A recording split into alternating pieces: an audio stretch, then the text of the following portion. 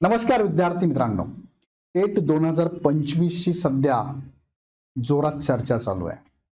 March end पर्यंत जाहिरात येण्याची शक्यता आहे असंही बऱ्याचशा सोशल मीडियाच्या माध्यमातून पुढे येत आहे.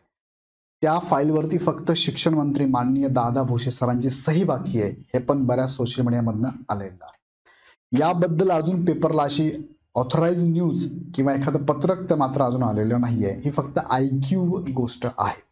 सो ह्या IQ गोष्टीवरती आपण काही अंशी विश्वास ठेवला तर मार्च एंड पर्यंत जाहिरात येणं अपेक्षित आहे.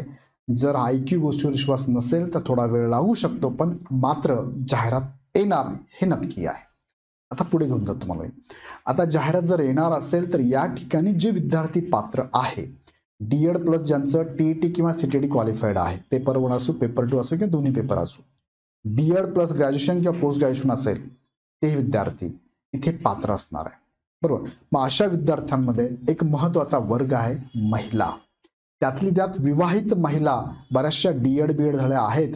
ज्या महिलांना आत्ता जर शिक्षक भरतीमध्ये इन्व्हॉल्व्ह व्हायचं असेल तर टेट द्यावी लागणार आहे. टेट देण्यासाठी काही डॉक्युमेंट लागतात. त्या डॉक्युमेंटबद्दल महत्वाची माहिती या व्हिडिओच्या माध्यमातून आपण घेणार आहोत. मग मुद्दा हाच आहे की विवाहित महिलांना फॉर्म भरताना लागणारी कागदपत्रे कोणकोणती आहे. आता डॉक्युमेंट जनरल कोणती लागतात यावरती पाठीमागे व्हिडिओ ऑलरेडी घेतलेला आहे. त्या व्हिडिओच्या कमेंट बॉक्समध्ये या संदर्भात कमेंट आल्यामुळे हा व्हिडिओ मी घेतोय.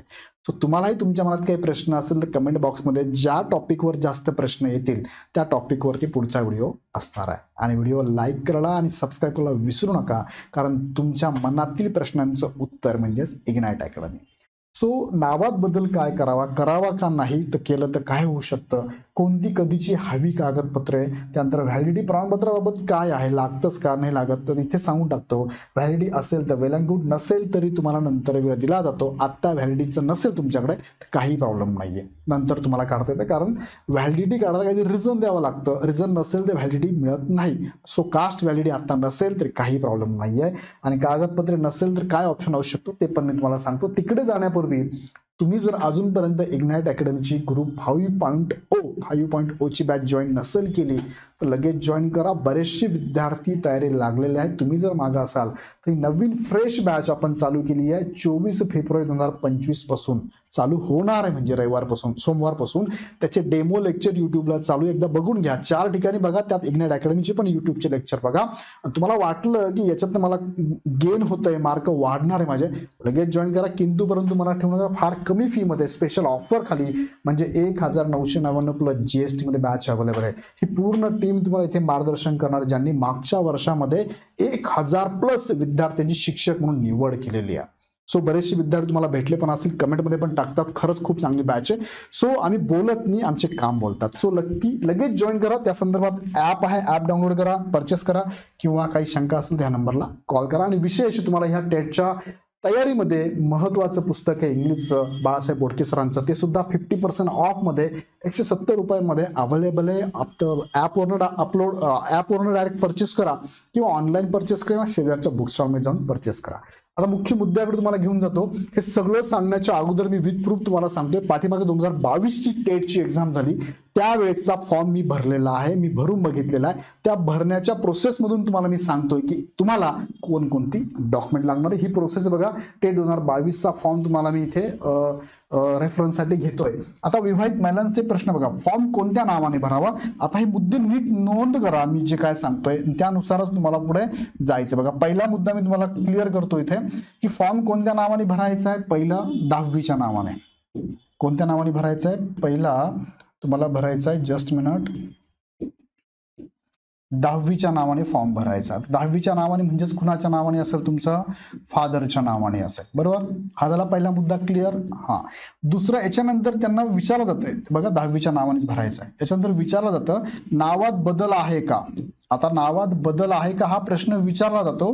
बदल आहे का बघा. आता इथे काय करायचंय, 2 ऑप्शन आहे, एक तर येस असेल, एक तर नो असेल. तुम्ही येस केलं की लगेच तुम्हाला विचारते न्यू नेम काय तुमचं, नवीन नाव सांगा. नवीन नाव, मग इथे तुम्हाला नवीन नाव टाकायचं. मग नवीन नाव काय, AH आणि B, म्हणजे हस्बंडचं नाव नाही ना तुमचं, आडनाव पण बदलेल तुमचं. बरोबर. विवाहित महिलांचं सांगतो तुम्हाला. मग येस. नो केलं तर काहीच प्रॉब्लेम नाही. आता होईल का ते सांगतो बघा. जेव्हा तुम्ही 10वीच्या नावाने फॉर्म भरतात, नावात बदल यस करतात, नवीन नाव टाकतात, ह्या नवीन नावाचं काय होतंय, तुमचं हॉल तिकीट येत आहे. काय येणार, नवीन नावाचं हॉल तिकीट. आता नवीन नावाचं हॉल तिकीट जर आलं तर तुम्हाला ह्या नावाचा आयडी प्रूफ लागतो. एक्झामला तुम्ही जाणार ना हॉल तिकीट घेऊन, तर आयडी प्रूफ लागतं.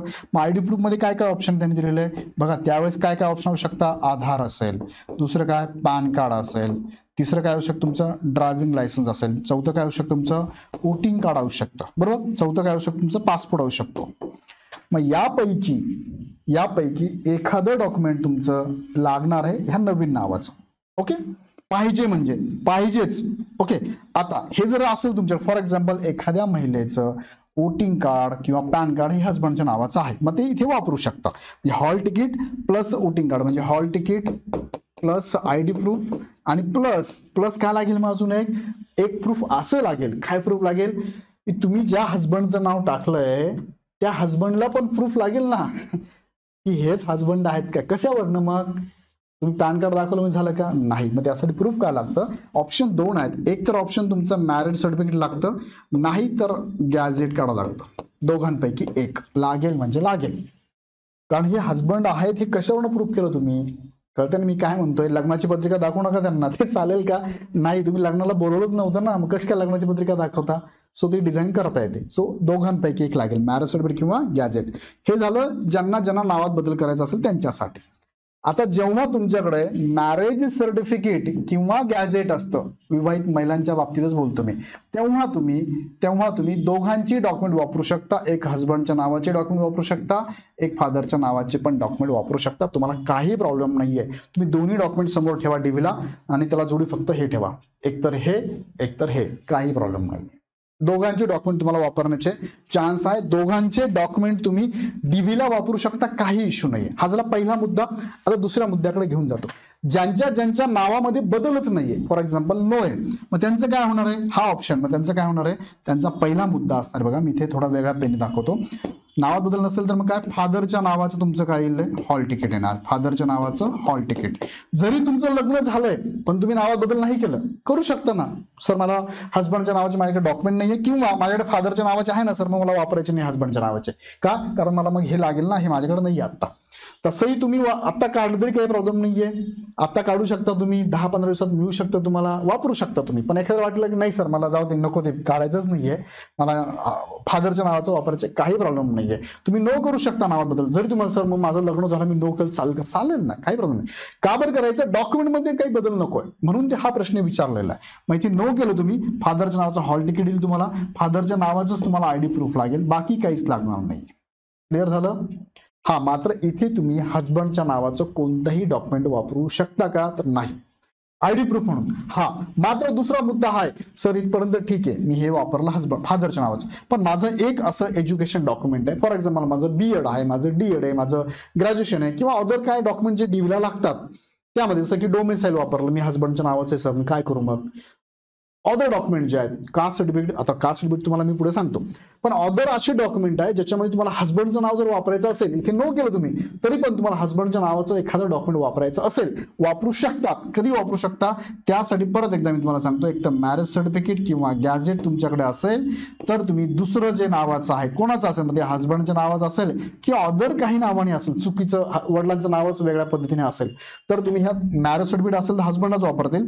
गॅझेट तुम्हाला इतर गोष्टींसाठी पण, म्हणजे हजबंडचं नाही, तुम्ही फादरच्या नावानेच काहीतरी बदल झालेला आहे, जसं की तिथे नाव होतं उदाहरणार्थ संतोष, मग ते संतोषचं काय झालंय, पुढे जाऊन फादरचं नाव बदलून गेलं, संतोष कुमार झालंय, संतोष राव झालेला आहे, संतोष साहेब झालेला आहे, जे काय बदल झाला असेल त्यासाठी तुम्ही गॅझेट वापरू शकता. हे जर असेल तर तुम्ही ते डॉक्युमेंट वेगळ्या पद्धतीने वेगळ्या नावाचं पण वापरू शकता, हे त्याला परमिशन देतं. आणि हे दोघांपैकी एक असेल तर तुम्ही हजबंडचं नाव पण वापरू शकता वेगळ्या डॉक्युमेंटमध्ये. ओके, समजतं मी काय सांगतो, एकदम क्लिअर कट सांगतोय. इथे नो केलं तर हे वापरलं, पण अदर डॉक्युमेंट जर हजबंडच्या नावाचे असेल, तुम्हाला वापरायचे असेल तर तुम्ही दोघांपैकी एक काढून ठेवा. क्लिअर झालं इथपर्यंत? आयडी प्रूफ कोणाच्या नावाचं हवं, तर हॉल तिकीट ज्याच्या नावाचं येईल त्या नावाचं हवं. इतर कागदपत्रांवरचं नाव मी तुम्हाला सांगितलं. मग फॉर एक्झाम्पल तुम्ही फादरच्या नावाचंच काय सगळं वापरलंय, हॉल तिकीट फादरच्या नावाचं आलं, तुम्ही आयडी प्रूफ फादरच्या नाव आलं, पण फादरच्या नावामध्ये जर बदल झाला एखाद्या डॉक्युमेंटमध्ये, for example caste certificate, non creamy layer, याच्यात जर वडिलांच्या नावात काहीतरी गडबड झाली आहे, तुमच्या नावात गडबड आहे, आडनावात काहीतरी गडबड झाली आहे, तर मग यासाठी तुम्हाला काय लागेल, गॅझेट लागेल. इथे मॅरेज सर्टिफिकेट चालेल का? नाही, इथे गॅझेट. हजबंडच्या नावाचं जर असेल, बदल होऊन हजबंडचं नाव जर आलं असेल तर मग मॅरेज सर्टिफिकेट किंवा गॅझेट चालणार आहे. पण नावात जर काही बदल वडिलांच्या तर मात्र गॅझेट लागणार आहे. क्लिअर झालं इथपर्यंत? हा, पुढे घेऊन जातो. वडील व पती दोघांचे कागदपत्रे वापरता येतील का? यस, येतील. कसं येतील? आता मी तुम्हाला उत्तर दिलेलं आहे. सांगा बरं मला कसं येतील. वडील आणि फादर दोघांचे वापरायचे, मग त्यासाठी तुम्हाला काय लागणार आहे, त्यासाठी तुम्हाला मॅरेज सर्टिफिकेट लागेल, ज्याच्या मार्फत हजबंड आणि फादर दोघांचे डॉक्युमेंट तुम्ही वापरू शकता. वयात सूट घ्यायची तुम्हाला. आता काही विद्यार्थिनी अशा आहेत की सर माझं बीएड झालेलं आहे, पण मग आता मला वयात सूट घ्यायची, मी ओपन मधून बिलॉंग करते. फॉर एक्झाम्पल मी ओपन मध्ये आहे सर, मग ओपन मधनं मला तर 38 लागतं ना, 38 वर्षापर्यंतच फॉर्म भरता येतो. मग भरता येईल का? आणि कॅटेगरीला किती आहे? कॅटेगरीला 43 आहे. मग मला सांगा, मी 38 प्लस झालेली आहे, मग आता मला काय करता येईल? मग तुम्हाला ऑप्शन आहे, तुम्ही ओपन मध्ये असाल, तुमचं जर EWS किंवा SCBC सर्टिफिकेट निघू शकत असेल तर दोघांनाही 43 एज पर्यंत सूट आहे. SCBC फक्त मराठा कॅन्डिडेटला आहे, ओपन मधले मराठा, आणि मराठा सोडून इतर जे असेल तुम्ही कॅटेगरीचे, सपोज तुम्ही जैन आहे, तुम्ही ख्रिश्चन आहात, मुस्लिम आहात, वेगवेगळे ओपन मध्ये, तर त्यांना EWS सर्टिफिकेट काढता येतं का चेक करा. या संदर्भातले व्हिडिओ ऑलरेडी घेतलेला आहे. EWS बाय बापू गायकवाड, SCBC बाय बापू गायकवाड असं क्लिक चेक करा, युट्यूबला तुम्हाला भेटून जातील. त्यामध्ये तुम्ही बसत असाल तर तुम्हाला वयामध्ये सूट मिळणार आहे टेटला. क्लिअर झाले इथपर्यंत? चला पुढे घेऊन जातो. 3 अपत्य असेल तर असाही प्रश्न काही मुलींचा आलेला आहे. तर 3 अपत्य असेल त्या संदर्भातला बघा एक फॉर्मॅट आहे. हा फॉर्मॅट तुम्हाला काय सांगतो, तुम्हाला लहान कुटुंबाचं प्रमाणपत्र सांगतोय. आता त्यांनी काय सांगितलं, मी डॅश डॅश ABCD या पदासाठी अर्ज केलेला आहे. आज रोजी मला किती संख्या, फॉर एक्झाम्पल 3 संख्या इतकी ह्यात जिवंत असलेली मुलं आहेत, बरोबर. त्यापैकी दिनांक 28 मार्च 2005 यानंतर जन्माला आलेल्या मुलांची संख्या 2 आहे, असल्या जन्मदिनांक नोंद करायचा आहे. ह्यात असलेल्या मुलांची संख्या 2 पेक्षा अधिक असेल तर दिनांक 28 मार्च 2006 व तदनंतर जन्माला आलेल्या मुलांमध्ये या पदासाठी मी अनर्थ पात्र ठरणार नाही. म्हणजे ह्या डेटच्या, म्हणजे 28 मार्च 2006 पूर्वी जर 3 पैकी 1 जरी अपत्य जन्माला आला असेल तर तुम्ही इथे पात्र आहात. पण जर तिघाची तिघ अपत्य यानंतर जन्माला आले असेल तर मात्र तुम्ही अपात्र आहात. याच्या अगोदरचं चालेल, याच्या नंतरचे 2 पाहिजे फक्त. याच्या अगोदरचं असेल एखादा काही प्रॉब्लेम नाही, याच्या नंतर 2च पाहिजे. याच्या अगोदरचं किती चालतील. आला लक्षात मला काय सांगायचंय, तर ते विद्यार्थी इथे पात्र असणार आहे. आता पुढचा प्रश्न आहे EWS SCBC NCL. आता SCBC एक GR आलेला आहे मागच्या वर्षामध्ये. हा GR जर तुम्ही बघितला, त्या GR वरती माझा पुढचा व्हिडिओ येईल, तो व्हिडिओ तुम्ही एकदा बघून घ्या. पण त्यामध्ये डिटेलमध्ये तुम्हाला त्या व्हिडिओमध्ये सांगतो, पण इनिशियली सांगतो की SCBC सर्टिफिकेट एकदाच काढायचं आहे. हे 3 वर्ष 3 इयर पर्यंत चालतं. NCL मात्र तुम्हाला दरवर्षी काढावा लागणार SCBC साठी. डिटेल व्हिडिओ येईल, तो बघून घ्या. EWS तुम्हाला दरवर्षी काढावं लागतं, आणि कुणाला लागतं हे मी तुम्हाला आता सांगितलेलं आहे. ओपनचेच विद्यार्थी वापरू शकता. मराठ्यांना SCBC, मराठा सोडून अदर कास्टला EWS तुम्ही वापरू शकता. पुढे घेऊन जाऊ. NCL कुणाला, कधीचे आणि कुणाच्या नावाचा. आता हा मुद्दा नीट लक्षात घ्या. एकतर तुमचं कास्ट सर्टिफिकेट आहे ना, कास्ट सर्टिफिकेट हे तुम्ही कास्ट कॅटेगरीमध्ये जर बिलॉंग करत असाल महिला, तर तुम्हाला कास्ट सर्टिफिकेट हे फादरच्या नावाचंच असतं. भले तुमचं इंटरकास्ट मॅरेज होऊ द्या, तुम्ही ज्या कॅटेगरीचे आहात ना, मुलींना वडिलांची कास्ट लागते, हजबंडची कास्ट लागत नाही. अपत्याला वडिलांची कास्ट लागते, तुमच्या अपत्याला तुमच्या हजबंडची कास्ट लागेल, म्हणजे त्या मुलाच्या वडिलांची. सो तुम्हाला तुमच्या वडिलांचीच कास्ट आहे, तुम्ही इंटरकास्ट जरी केलं तुमची जात बदलत नाही. पहिला मुद्दा क्लिअर झाला. दुसरा, NCL. आता कास्ट सर्टिफिकेट तुम्हाला वडिलांच्याच नावाचं लागेल, आणि NCL सुद्धा तुम्हाला वडिलांच्याच भाऊचं लागेल. तुम्ही जर कॅटेगरीमध्ये असाल तर. तुम्ही जर SCBC असाल, तुम्ही जर EWS असाल तर मात्र तुम्हाला हजबंडच्या नावाचं किंवा फादरच्या नावाचं दोघंही चालतंय. मात्र तुम्ही कॅटेगरीमध्ये, म्हणजे फॉर एक्झाम्पल SC आहात, SC ST ला NCL लागतं का? पहिली गोष्ट, SC ST ला NCL लागत नाही. SC ST ला आणि EWS ला आणि ओपनला यांना सगळ्यांना काय NCL लागत नाही. नाही. मग लागतं कुणाला? बाकी उरल्या कॅटेगरी. मग कोणत्या उरल्या त्याच्यामध्ये ओबीसी आहे, त्यानंतर एसबीसी आहे, त्यानंतर व्हीजेएनटी आहे किंवा त्याला एनटी अ म्हणा, एनटी ब ला लागतं, एनटी सी ला, एनटी ड ला लागतं या कॅटेगरीला, आणि त्यानंतर एससीबीसी ला लागतं. ह्या सगळ्यांना काय? सगळ्यांना एनसीएल लागतं. ह्या सगळ्यांना एनसीएल लागते. आता एनसीएल जे असताना हे 3 प्रकारात मिळतं. 3 वर्ष व्हॅलिड असणारं, 2 वर्ष व्हॅलिड असणारं, 1 वर्ष व्हॅलिड असणारं. कसं निघतं? मागच्या 3 वर्षाचा उत्पन्नाचा दाखला जर दिला, उत्पन्नाचा दाखला हा जर 3 वर्षाचा असेल तर 3 वर्षाचं एनसीएल मिळतं. 2 वर्षाचा असेल 2 वर्षाचं मिळतं. 1 वर्षाचं असेल तर 1 वर्षाचं व्हॅलिड असणारं एनसीएल मिळतं. एनसीएलचा कालावधी कधीपर्यंत असतो? तुम्ही एनसीएल कधी काढा, ते एनसीएल 1 वर्षाचं व्हॅलिड असेल तर ते 1 मार्च, येणाऱ्या 1 मार्चला संपतं. 2 वर्ष व्हॅलिड असेल, फॉर एक्झाम्पल 1 वर्ष 2025 मध्ये काढलं तर 31 मार्च 2026 पर्यंत चालेल. 2 वर्ष व्हॅलिड असेल तर ते चालेल बघा. 2 वर्ष व्हॅलिड असेल 2025 मध्ये काढलं असेल तर ते चालेल 31 मार्च 2027 पर्यंत चालेल. जर 3 वर्षाचं व्हॅलिड असेल आणि तुम्ही 3 वर्षाचं 2025 मध्ये काढलं असेल, कधी पण काढू द्यात, तर ते चालेल 1 मार्च नंतर. बरं का, हे सगळे मार्च नंतर काढलेले, 1 2 3 मार्च नंतर काढले तर हे चालेल 31 मार्च 2028 पर्यंत चालेल. अशा पद्धतीने ही एनसीएलची व्हॅलिडिटी असते. याचं लक्षात मी काय म्हणतोय? हा, पुढे घेऊन जाऊ तुम्हाला आता. ओके, 31 मार्च 2028 पर्यंत व्हॅलिडिटी असते. आता ओके, इथपर्यंत क्लिअर झालं तुम्हाला. दुसरं, एनसीएल कुणाला हवं हे सांगितलं, कधीचं हवं सांगितलं, कुणाच्या नावाचं हवं ते पण सांगितलं. तुमचं कुणाच्या नावाचं हवं, एकदा हा प्रश्न परत मी रिपीट करतो. कुणाच्या नावाचं हवं? बघा, तुम्ही कॅटेगरी मधून जर बिलॉंग करत असाल ना तर फादरच्या नावाचं सर्टिफिकेट लागतं आणि फादरच्या नावाचंच एनसीएल लागतं. हजबंडच्या नावाचं कधी चालतं? जेव्हा तुम्ही ओपन कॅटेगरीमध्ये आहात आणि तुम्ही एससीबीसी मधून किंवा ईडब्ल्यूएस मधून जर फॉर्म भरत असाल तर इथे काही अंशी हजबंडचं किंवा फादरचं एनसीएल चालेल. आता याच्यात बरेच जर तर किंतु परंतु आहे. एखादा म्हणू शकतो हजबंडचं पेमेंट जास्त आहे, फादरचंच काढते मी. एखादी म्हणू शकते की सर हजबंड फादरचं जास्त आहे, हजबंडचं काढू शकते, असू शकतं. सो याबद्दल ना सेपरेट माझा व्हिडिओ येणार आहे, तो एकदा बघून घ्या. कारण याच्या संदर्भात GR मध्ये स्पेशल उल्लेख कुठेच केलेला नाहीये, पण संबंधित सेतू कार्यालय तहसीलदारांशी बोलून तो एक व्हिडिओ माझा अपेक्षित आहे. तो आला की तो अजून क्लिअर होऊन जाईल. पण सध्या तरी हे 2 मुद्दे ठेवा. पुढे घेऊन जातो तुम्हाला मी. आता पुढे घेऊन जातो बघा. 3रा प्रश्न आहे, TT-CTT ओरिजिनल डिजिलॉकरचं चालेल का?